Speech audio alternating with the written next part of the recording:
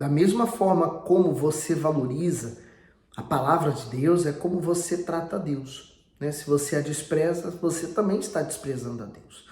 Porque Deus mora em sua palavra e Ele quer estar com você, viver com você e levar você aos pastos verdejantes. Hoje, Salmos 39, nós vamos dar continuidade a essa meditação que estamos fazendo nos livros, né, na sequência cronológica da Bíblia. Vamos pedir a direção? Senhor, meu Deus, obrigado por nós podermos ter a Tua palavra e meditarmos nela. Como o Senhor mandou Josué meditar de dia e de noite, nós estamos colocando a nossa vida nas Tuas mãos. Eu peço que o Senhor abençoe essa pessoa que está nessa fé, meditando em toda a Tua palavra, e que até o final desse ano, meu Deus, nós vamos ver muitas coisas boas acontecerem. E até o final da leitura dessa Bíblia, nós vamos ver o Teu agir na nossa vida. Que assim seja, e graças a Deus. Salmos 39, versículo 1. Eu disse, guardarei os meus caminhos para não pecar com a minha língua.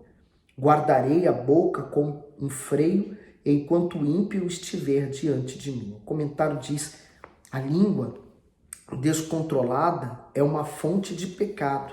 O apóstolo Tiago, ele disse assim, no versículo 1 ao 13, né?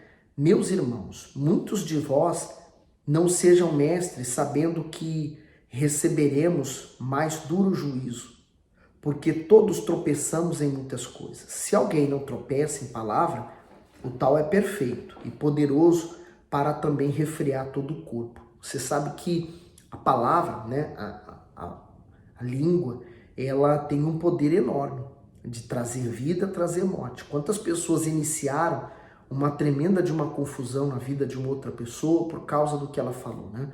Então ele diz assim, no 3, ora, nós pomos freio nas bocas dos cavalos para que nos obedeçam e conseguimos dirigir todo o seu corpo. Vede também as naus que, sendo tão grandes e levadas de impetuosos ventos, se viram com um bem pequeno leme para onde quer a vontade daquele que os governa. Então ele está fazendo uma comparação, né? A língua, a boca do cavalo, que ele é guiado por ela, né? Então aquele que está montado ao cavalo tem aquela trela nele, né? E ele fala da embarcação, o leme. É algo tão pequenininho que você conduz toda a embarcação para onde você quer ir. Então ele fala no 5, assim também a língua é um pequeno membro e gloria-se de grandes coisas. Vede quão grande bosque um pequeno fogo incendeia. A língua também é um fogo. Como o mundo de iniquidade, a língua está posta entre os nossos membros e contamina todo o corpo. Inflama o curso da natureza e é inflamada pelo inferno. Então, o apóstolo Tiago faz referência até o que o Senhor Jesus falou certa vez para os religiosos que criticavam a ele, dizendo que os discípulos não lavavam a mão para comer, então já estava em pecado. E Jesus falou assim, mas o que contamina o homem não é o que entra, que o que entra depois sai. Mas o que contamina o homem são as palavras que saem do seu coração. Então ele fala até que do bom tesouro ele tira coisas boas, mas do mau tesouro ele tira mal coisas. Então assim nós falamos o que está cheio no nosso coração. No 7, porque toda a natureza, tanto de bestas feras, como de aves, tanto de répteis, como de animais do mar, se amansa e foi domada pela natureza humana. Mas nenhum homem pode domar a língua. É um mal que não se pode refrear, está cheia de peçonha mortal. Peçonha é o veneno da cobra, né? Então, assim ele está comparando a língua daqueles que são ainda nascidos da carne. No 9, com ela bendizemos a Deus e Pai, e com ela amaldiçoamos os homens feito à semelhança de Deus. De uma mesma boca procede bênçãos e maldição. Meus irmãos, não convém que isso se faça assim. Porventura, deita alguma fonte de um mesmo manancial água doce e água amargosa? Meus irmãos, pode também a figueira produzir azeitonas ou a videira figos? Assim tampouco pode uma fonte dar água salgada e doce. Então deu para compreender muito bem, não é? O que ele queria dizer é que uma pessoa que se diz ser de Deus, a língua dela não vai proferir coisas más. ela não vai fazer ou vai provocar o mal na vida das outras pessoas, ela vai provocar a bênção. A pessoa que é nascida da carne, sim, ela por mais que tente se passar por alguém nascido de Deus, ela não consegue, porque a língua dela vai sempre coçar para fazer o que é mal. Continuando aqui no comentário do versículo 1 do Salmos 39. Por essa razão o salmista determinou o autocontrole sobre as próprias palavras. Com isso, ele mostrava temer ao Todo-Poderoso, pois não queria que o sofrimento o incitasse a murmurar e assim viesse a sofrer ainda mais. Isso também serve para nós. Afinal, quantos problemas poderiam ser evitados se as pessoas não falassem de modo precipitado e fossem mais cuidadosas ao escolher as palavras e o momento certo de falar? Então, a língua é algo que nós temos que estar sempre vigilantes. No 2. Com o silêncio fiquei mudo, calava-me mesmo acerca do bem, e a minha dor se agravou. Esquentou-se-me o coração dentro de mim, enquanto eu meditava, se acendeu um fogo, então falei com a minha língua. Faze-me conhecer, Senhor, o meu fim, e a medida dos meus dias qual é, para que eu sinta quanto sou frágil. Eu consigo entender o que ele fala aqui nesse versículo 4 da seguinte forma, né? Quando é que o ser humano ele entende que ele não é nada? É diante da morte. Há pessoas que são tão arrogantes, né? Pessoas que são tão prepotentes, tão egoístas, mas quando ela morre, aquela pessoa tão prepotente, tão arrogante, tão egoísta, morre junto com ela. E acaba tudo aquilo. Há pessoas que elas são tão vaidosas, né? São tão cuidadosas e às vezes morrem muito jovem. E quando você vê essas pessoas morrendo, você diz, meu Deus, ela tinha tanto pela frente, mas aquela pessoa vaidosa acabou. Já não vai mais haver vaidade ali. Então, é na morte que você percebe o que nós verdadeiramente somos, nada, né? O germe come todo o corpo, então toda beleza se acaba na morte, tudo acaba, né? Então, nada vale a pena mais ser investido mais do que a salvação. No 5. Eis que fizeste os meus dias como a palmos, o tempo da minha vida é como nada diante de ti. Na verdade, todo homem, por mais firme que esteja, é totalmente vaidade. Na verdade, todo homem anda numa vã aparência. Na verdade, em vão se inquietam, amontoam riquezas e não sabem quem as levará. O comentário diz a brevidade da vida. O salmista pede ao Senhor que o faça entender a fragilidade da vida e a futilidade do mundo para que possa focar na salvação. Mas não é assim que a maioria das pessoas pensa, pois ainda que elas saibam que sua vida terá um fim, são poucas as que se preparam para a morte. Na realidade, a maioria vive presa e preocupada com anseios passageiros e se esquece do cuidado com sua vida. No entanto, quando reconhecemos a fragilidade humana, compreendemos que bons e maus momentos passam rapidamente.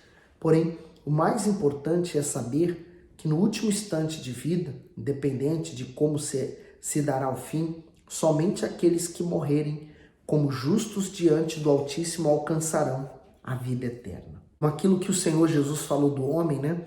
Que ele estava tão preocupado, né, com tudo que ele criou e ele queria folgar, ele queria desfrutar do bem. E o Senhor Jesus falou assim, louco, essa noite te pedirão a tua alma e o que você tem vai servir para quê? Né? O que tens será para quê? Quer dizer, vai ficar. E por mais que possa ser rico ou ter alguma garantia nesse mundo, no mundo eterno, na eternidade, não vai haver nenhuma garantia a esse dinheiro. Não serve para nada. Então, se a pessoa não garantir sua salvação, ela está perdida. Ela está condenada. Então, ela diz no 7, agora, pois, Senhor, que espero eu? A minha esperança está em ti. Livra-me de todas as minhas transgressões. Não me faças o opróbrio dos loucos. Emudeci. Não abro a minha boca porquanto tu o fizeste. Tira de sobre mim a tua praga. Estou desfalecido pelo golpe da tua mão. Quando castigas o homem com repreensão, por causa da iniquidade, fazes com que a sua beleza se consuma como a traça, assim todo homem é vaidade. Ouve, Senhor, a minha oração e inclina os teus ouvidos ao meu clamor. Não te cales perante as minhas lágrimas, porque eu sou um estrangeiro contigo e peregrino, como todos os meus pais.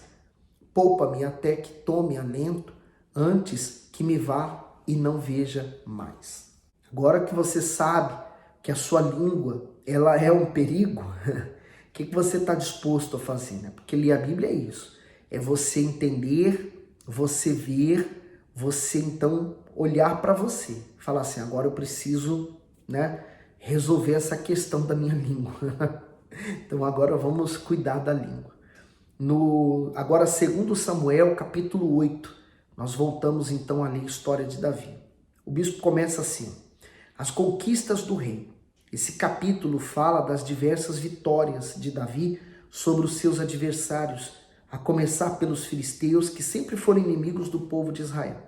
Davi também obteve vitórias sobre os amonitas, moabitas, amalequitas e outros povos inimigos, porque o Senhor Deus era com ele em todas as batalhas. Da mesma forma que Deus foi no passado com Davi, ele quer ser com você, mas o que ele precisa achar em você e que ele achou em Davi para ele ser com você? É isso que você tem que estar preocupado. Então, quando nós lemos a história de Davi, não é para ter conhecimento da história dele e ver quem foi Davi. Sim, a gente vai saber a história, mas é para você entender o que Davi era para Deus, o que Davi fez para agradar a Deus, é isso. Como que ele venceu suas lutas? Então, ele venceu por quê? Então, a gente vai descobrir isso agora. No versículo 1, sucedeu depois disso que Davi feriu os filisteus e os sujeitou, e Davi tomou a Meteg e a Ama das mãos dos filisteus. Também derrotou os moabitas e os mediu com cordel, fazendo-os deitar por terra, e os mediu com 2 cordéis para os matar, e com um cordel inteiro para os deixar com vida. Ficaram assim os moabitas por servos de Davi, pagando-lhe tributos. Feriu também Davi a Hadadezer, filho de Reob, rei de Zobá, quando ele ia recuperar o seu domínio sobre o rio Eufrates. E tomou-lhe Davi 1000 carros e 700 cavaleiros e 20.000 homens de pé. E Davi já retou a todos os cavalos dos carros e reservou deles 100 carros. E vieram os sírios de Damasco a socorrer Hadadezer, rei de Zobá, porém Davi feriu dos sírios 22.000 homens. E Davi pôs guarnições na Síria de Damasco, e os sírios ficaram por servos de Davi, pagando-lhe tributo, e o Senhor guardou a Davi por onde quer que ia. Então, você lendo os Salmos, você começa a entender por que Davi foi guardado por Deus. Porque ele temia a Deus. É exatamente isso. Por isso que nós estamos lendo em ordem cronológica, até uma forma diferente de ler a Bíblia. Eu nunca li assim, eu estou lendo junto com você, pela primeira vez. Então, nós começamos a notar como Deus agia na vida de Davi, porque Davi também pensava nas coisas de Deus.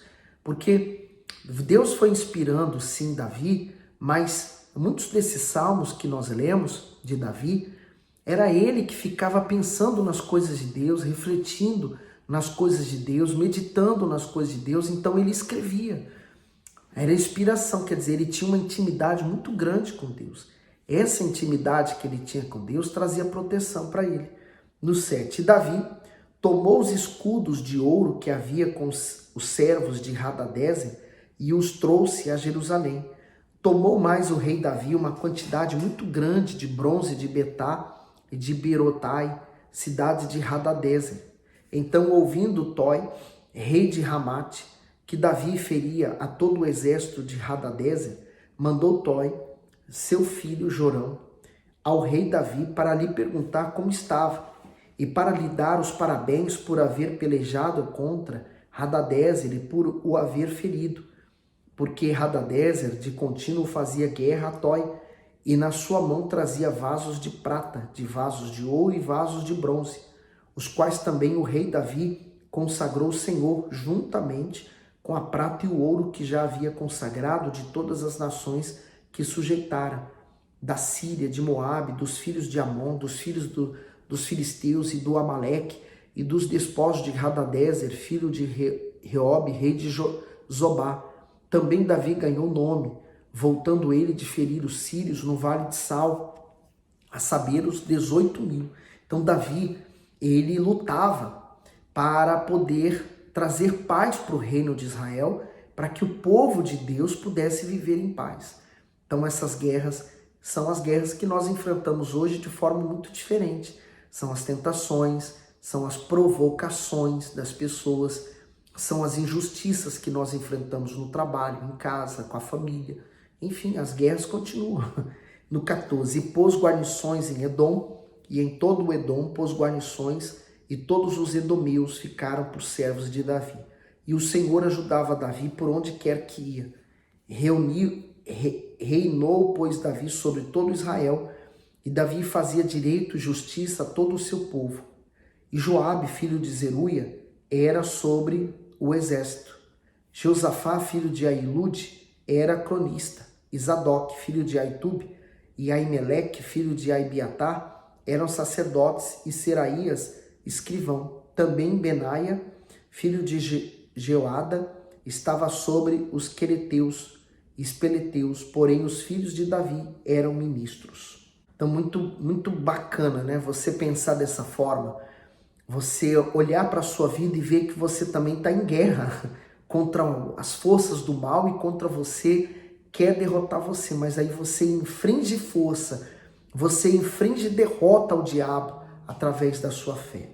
Agora, 2 Samuel, capítulo 9. E disse Davi: há ainda alguém que tenha ficado da casa de Saul para que lhe faça benevolência por amor a Jonatas? Então, pensa assim, ele foi rei, e normalmente o rei ele queria eliminar todas as outras chances possíveis de possíveis sucessores ao trono. Deus havia prometido o trono à linhagem dele.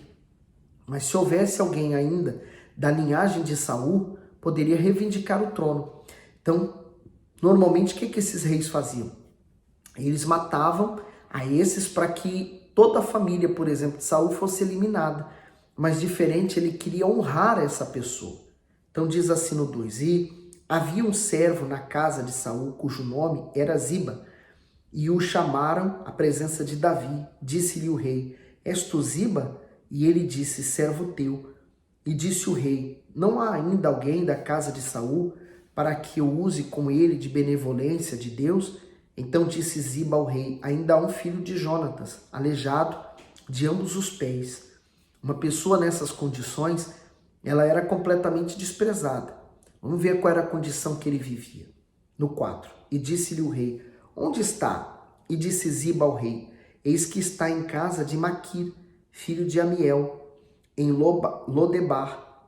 Então mandou o rei Davi, e o tomou da casa de Maquir, filho de Amiel, de Lodebar. E Mefibosete, filho de Jonatas, o filho de Saul, veio a Davi e se prostrou com o rosto por terra, inclinou-se e disse Davi: Mefibosete. E ele disse: eis aqui teu servo. Então, ele era um possível sucessor ao trono, né? Por isso que Davi o chamou. Ele estava completamente mendigando. No 7, disse-lhe Davi: não temas, porque de certo usarei contigo de benevolência por amor de Jonatas teu pai, e te restituirei todas as terras de Saul teu pai, e tu sempre comerás pão à minha mesa. O comentário, né? Usarei de benevolência. Naquela época era comum um novo rei exterminar toda a descendência do rei anterior. Davi, porém, era diferente. Ele cria que o próprio Deus o havia colocado no trono, por isso não temia perder o reinado para ninguém. Ao permitir que Mefibosete se assentasse à sua mesa e ao devolver a ele as propriedades que era do seu avô, Saul, Davi mostrou ser um homem justo e cumpridor de suas promessas. Deus se agrada dos que praticam a justiça e a misericórdia, por isso sempre os abençoará em todos os seus caminhos. Aqui a gente vê um sinal que Davi está dando de que ele não se preocupava em estar no trono, né, em ser rei. Ele sabia que aquilo veio de Deus e se Deus quisesse tirar, Deus tiraria. Então, diferente de Saul, que ele se agarrou ao título de rei. No 8, então se inclinou e disse: quem é teu servo para teres olhado para um cão morto, tal como eu? Então chamou Davi a Ziba, moço de Saul, e disse-lhe: tudo o que pertencia a Saul e toda a sua casa tenho dado ao filho do teu senhor. Tratar-lhe-ás, pois, a terra, tu e teus filhos e os teus servos, e recolherás os frutos para que o filho de teu senhor tenha pão para comer. Mas Mefibosete, filho de teu senhor, sempre comerá pão à minha mesa. E tinha Ziba 15 filhos e 20 servos. E disse Ziba ao rei: conforme a tudo quanto meu senhor o rei manda o seu servo, assim fará o teu servo. Quanto a Mefibosete, disse o rei, comerá à minha mesa como um dos filhos do rei. E tinha Mefibosete um filho pequeno, cujo nome era Mica. E todos quantos moravam em casa de Ziba eram servos de Mefibosete. Morava, pois, Mefibosete em Jerusalém, porquanto sempre comia à mesa do rei e era coxo de ambos os pés. Que exemplo, né? Exemplo, e daí você começa a entender por que Deus amou tanto Davi. Porque Davi, ele era um homem segundo o coração de Deus. Porque ele não se agarrou às riquezas e aos bens desse mundo. Ele tinha a Deus como a sua principal fonte. E você? Qual é a sua maior riqueza? Sua riqueza está nesse mundo? Está em coisas ou pessoas? Ou você fez do próprio Deus a sua maior riqueza? Pense nisso, tá bom? Coloca aqui nos comentários que você está aprendendo. Não deixe de dar o seu gosto e compartilhar esse vídeo com aqueles que você evangeliza. E você fique com Deus.